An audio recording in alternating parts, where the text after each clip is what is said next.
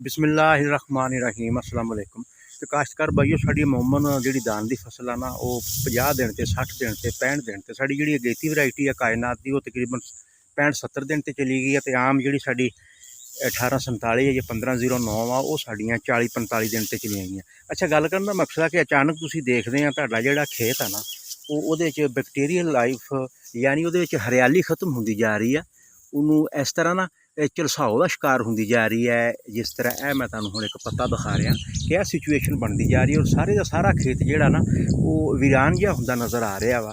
तो ऐसा क्यों हो गया? देखो, साडे बहुत सारे काश्तकार जिहड़े है ना वो यूरिया का इस्तेमाल एकदम ज़्यादा कर देंगे आ। मिसाल के तौर पर एक विघे नूं 4 कनाल नूं 1 बोरी दे देनी, किले नूं 2 बोरियां एक आपश की दे देनियां।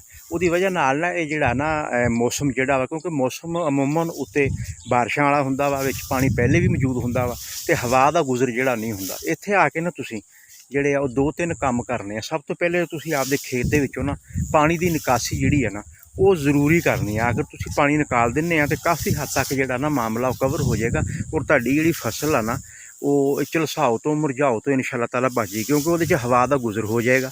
अमूमन टैंपरेचर जिहड़ा ना अप डाउन होंदा जा रहा वा, जिहदी वजह नाल ये मसले पेश आ रहे हैं। अच्छा, अगर इदां दा मसला होवे ना, सब तो पहले तो मैं ये कहांगा कि यूरिया का इस्तेमाल जिहड़ा ना वो तुसीं किस्तां दी शक्ल दे विच करना वा, यकदम नहीं करना। अगर किस्तां दी शक्ल च करोगे तो फिर इंशाअल्लाह ताला काफ़ी हद तक ये मामला जिहड़ा ना वो तुहाडे खेत दे विच नहीं आऊगा।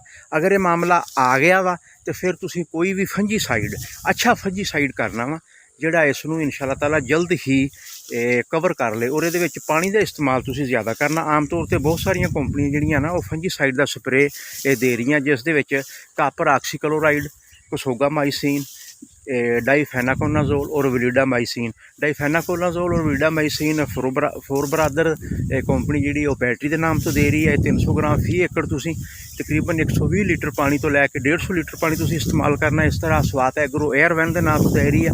इस तरह काफ़ी सारे जिहड़े है ना इन्हां दे फार्मूले बने हुए आ। कापर ऑक्सीक्लोराइड, कोसोगामाइसिन, कोई भी अच्छा फंजीसाइड लैके ना तुसीं 1 एकड़ ते कम से कम मिनीमम 150 लीटर तुसीं पानी का इस्तेमाल करना वा।